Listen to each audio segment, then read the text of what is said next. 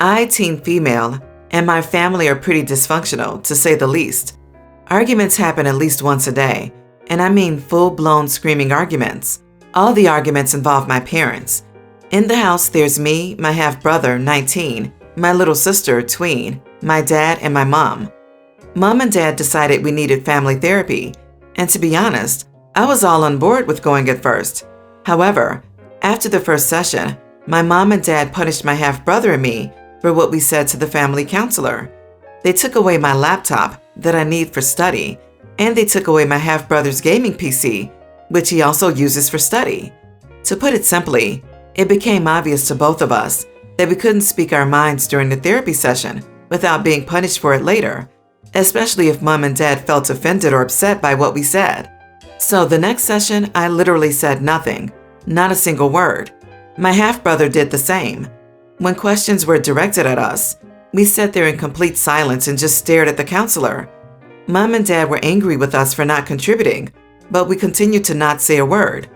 The therapist was trying to encourage us to speak. Still, we continued to stay silent and ignore all questions and discussions. But when we got home, we were not punished. So that's a significantly better outcome for us. In fact, I think my mom enjoyed the extra time she got to talk when my half-brother and I were silent. However, I did admittedly feel kind of bad for the therapist. She was trying hard to get us to talk, and I know she's just trying to do her job. On the other hand, I also felt quite rude when she asked me a question, and I straight up ignored her like she didn't exist. It's not that my half-brother and I are deliberately trying to be rude. We just don't want to be punished. My dad also thinks we're trying to sabotage family therapy. Our situations won't get better unless we actually talk during therapy. However, how can we talk during therapy if we're just punished for it later? I genuinely want things to get better in our family because I love my mom and dad a lot, but I just can't risk it. I also admit the idea of staying silent during therapy was mine. My half-brother agreed with me and went along with it, but the idea was ultimately mine. Am I the idiot? Not the idiot. Call the therapist and let her know why y'all were silent, or give her a note at the beginning of therapy telling her what happened and why you are staying silent. Then you and your parents should have separate sessions. I don't know how your father thinks things will get better if you aren't free to speak without being punished. Yeah, I would like to think that the therapist put two and two together and suspected that there was some sort of backlash over what was said during the previous session. On the other hand, I'm sure that children suddenly giving the silent treatment in a family therapy session has been done before, and I'm sure it's a huge red flag. Not the idiot. The people who are sabotaging the family therapy aren't you and your half-brother. It is your parents who are sabotaging. You should not be punished for what you say in therapy. However, if your statements based on your observations/perceptions hurt their little feelings, then oh well. Unfortunately, some parents don't engage with family therapy in the right way. They see it as, how can I fix my kids? Which can often mean, how can I get my kids to be the way I want them to be? Or how can I get my kids to see how perfect I am? They also refuse to do any self-reflection. Frankly, I wouldn't speak up either, but by punishing you for speaking, they made a complete joke of the entire process of therapy. It's now worthless. By the way, we can empathize with the whole full-blown screaming arguments every day, and I still love mom and dad. I suspect many people are going to not get this, but I get it, and it's tough. My friend Phil lost his wife due to health complications, and it's been hard on him and the kids. He needed a place to stay after he lost the house. His wife was the sole breadwinner due to his disability. He cannot walk. We always planned on having a large family, so we have 5 bedrooms to spare for him and his 2 daughters. He's moved out and since gotten back on his feet financially, but we still help out a bit with the girls and come over to help him handle things. My wife and I have started trying for a baby, and we hit gold. We're due next spring, and we decided to have a get-together to let our friends and family know.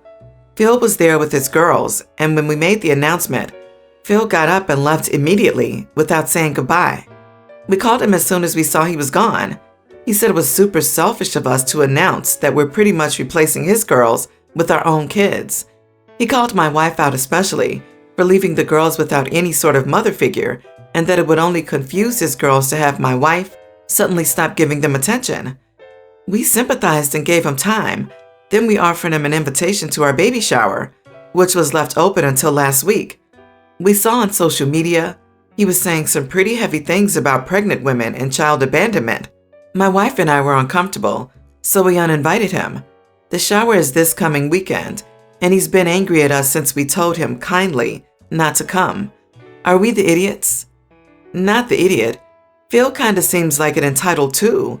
He thinks that his daughters are entitled to your and your wife's attention. You aren't allowed to have a child of your own because that would be taking attention away from his daughters. Maybe he needs to remember that you and your wife do not exist to serve him and his family. Yeah, he went through something horrific and awful, but he's attacking you for what? Wanting to have your own family? You helped him a lot, and now he's mad because he can't have everything. You can empathize with Phil's loss and still feel that he reacted poorly to your good news. It is unreasonable to think your family would choose to remain childless because he lost his wife. You're setting a good boundary with someone who has demonstrated he can't react reasonably right now. You are not the idiot.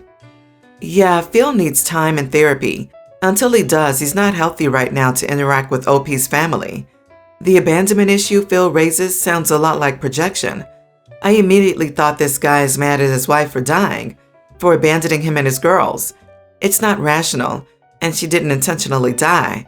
But Phil is still angry, and there is no one he can direct his anger towards. Blaming his wife who passed isn't productive and doesn't feel good. He's likely projecting it in a way that does make him feel better by letting some of the anger out, even if it's at the wrong person. Not the idiot. He clearly is, though. I think it's probable that he's not in a good space. However, it is still absolutely unreasonable that he expects you to be a mother for his kids and not have any of your own. That is devoid of all logic. I think he saw you as a replacement for his wife in terms of raising the kids, and is bitter and angry that his sweet situation is coming to an end.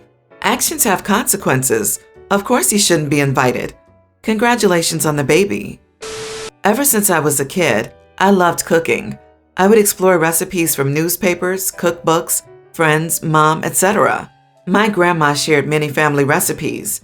I bonded with my mother-in-law over our shared interest in cooking food.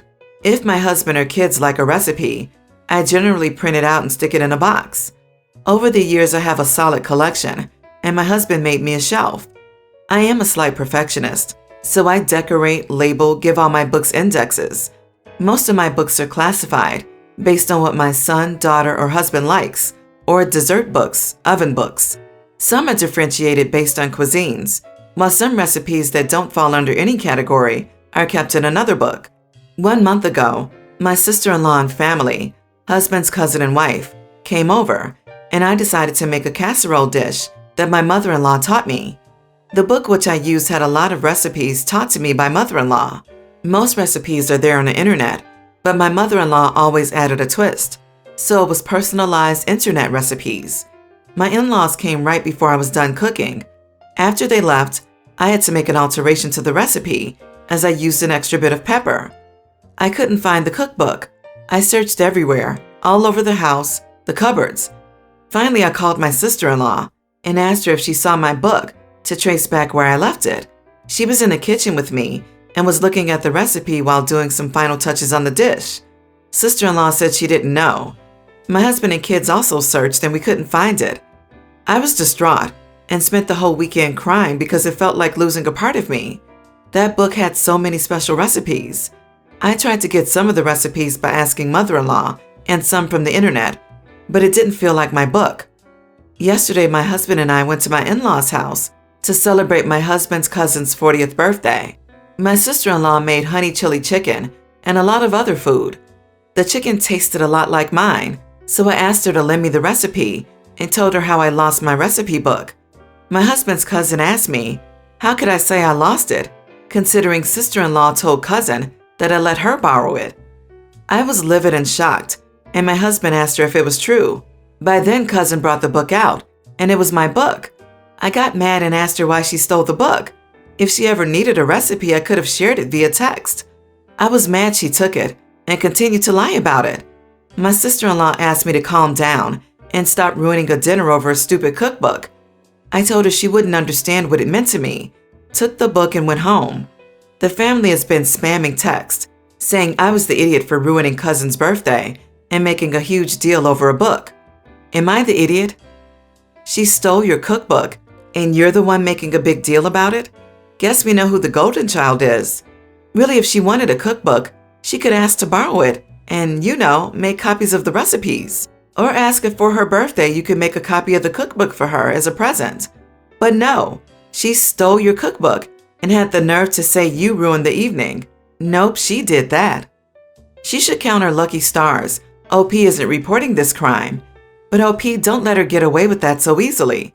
I would suggest you put the cookbook in safety for some time and save the recipes by typing them down or taking pictures of the pages.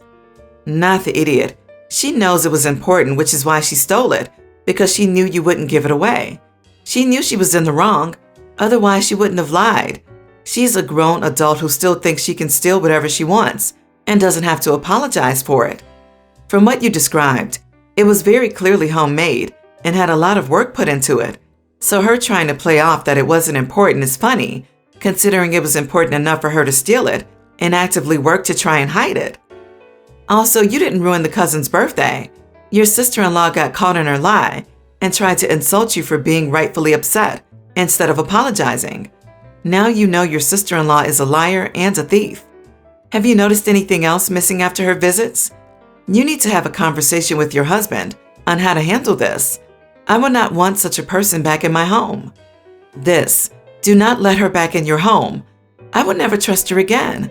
She stole from you, lied about it, and then tried to gaslight you, and succeeded in front of everyone. She is not a good person, and I would never trust her after this. It doesn't matter that it's just a cookbook. It's your cookbook, and it's important to you. Absolutely 100% you are not the idiot, OP. I, female 30, have been married to my husband 33 for 6 years. We have a pretty much normal life, stable income, and are planning to have kids soon. I consider myself a thoughtful person.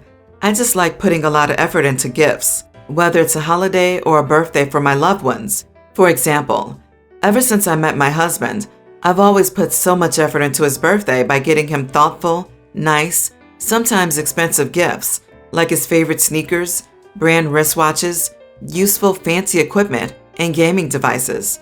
However, he doesn't do the same for me and never puts any thoughtfulness or care into his gifts. Not only that, but he sticks to the same gift every year, which is a chocolate bar. It's frustrating since he knows what stuff I prefer to be given on my birthday, but he doesn't change his ways. Last year I gifted him his favorite gaming device for his birthday after I went through the trouble to obtain it and for money.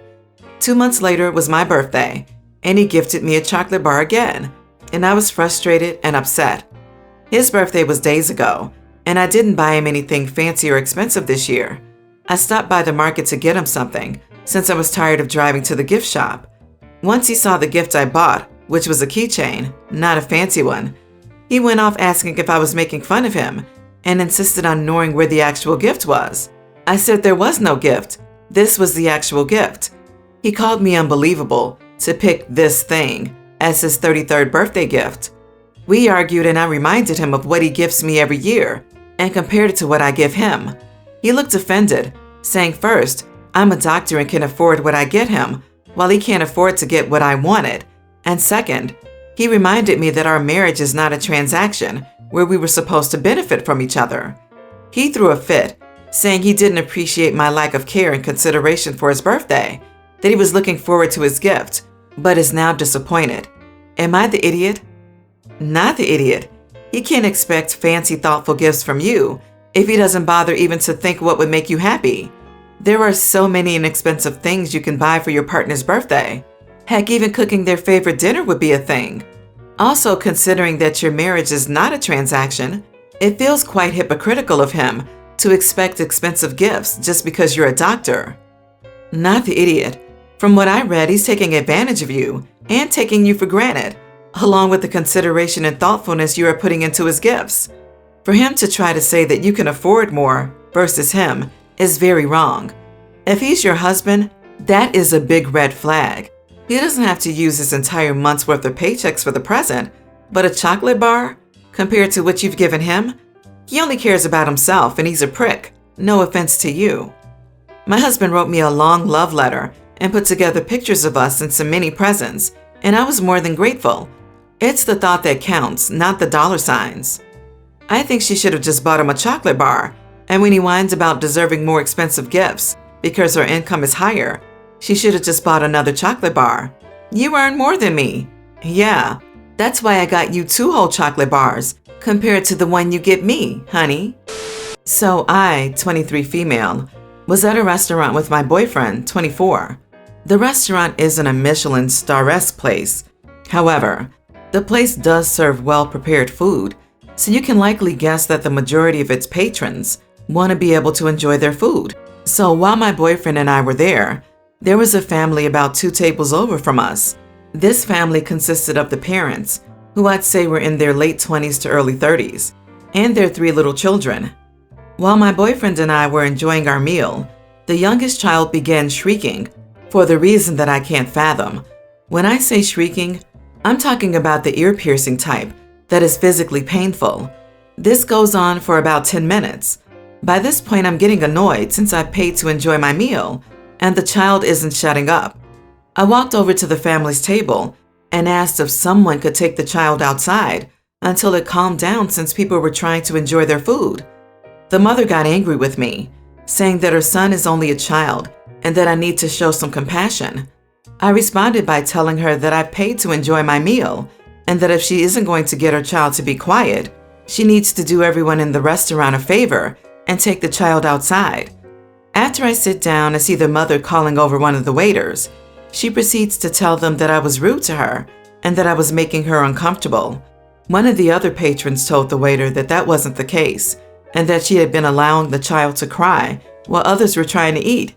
The parents left eventually, but not before shooting me an evil look. I told my friend about this, and she told me that I should have been kinder and more considerate to the family, since being a parent is difficult.